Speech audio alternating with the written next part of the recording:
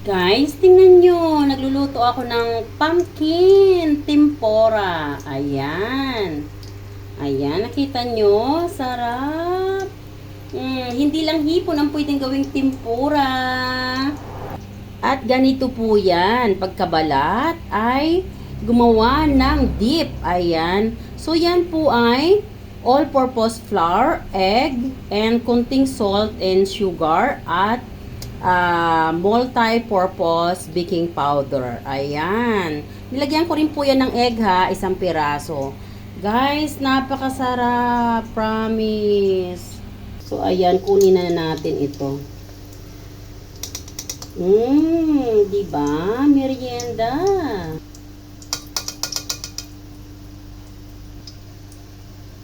Ayan, ang ating pumpkin tempura. Magsasalang pa ako ng pangalawang salang. So, ayan guys, yung ating pangalawang salang. So, para wag masyadong masunog, mabilis, at para ma-maintain yung crunchiness, so, dapat medium heat lang ha. Ayan, mabilis lang yan guys maluto. Ayan, baliktarin natin. Para maging balance yung pagkaluto.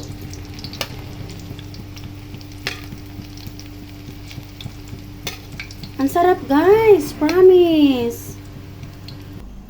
Ayan, ito na yung ating pumpkin tempura. Naluto na siya, o diba? Galing. Wow. Sarap. Ayan guys, mag-sample tayo. Ito, very, very crunchy, I'm telling you. Tingnan nyo guys, ha? Sarap. Super crunchy.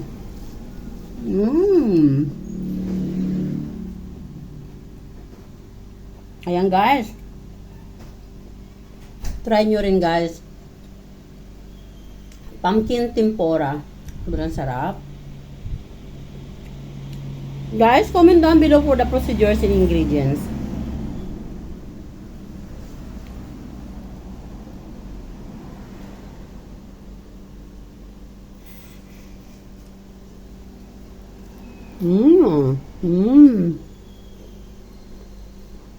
Super crunchy.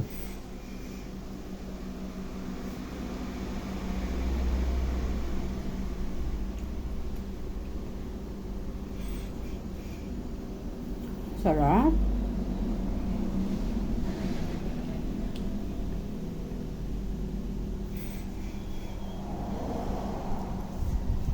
Ang sarap guys, promise. Look at that.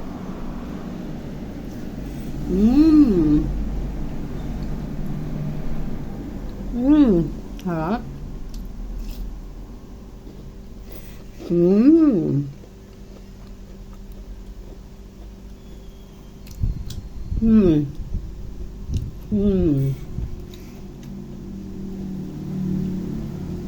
Sarap.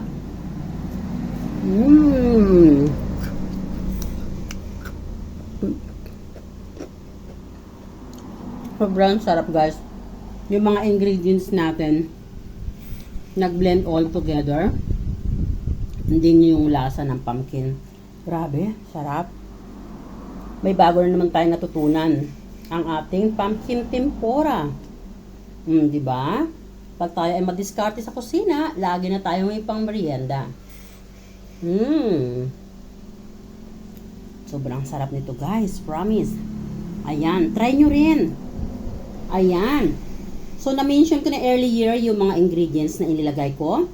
At kung hindi pa rin clear sa inyo, comment down below. And I will send you the procedures and ingredients. Sobrang sarap nito guys, promise. Ang ating pumpkin tempura. Look at that.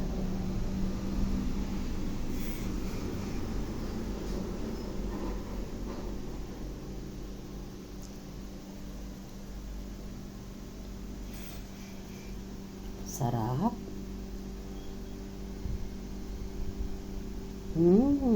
Yummy.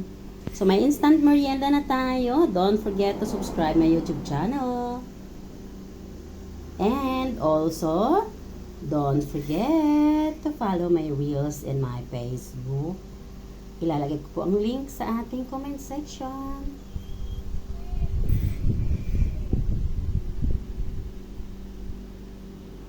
Ang sarap.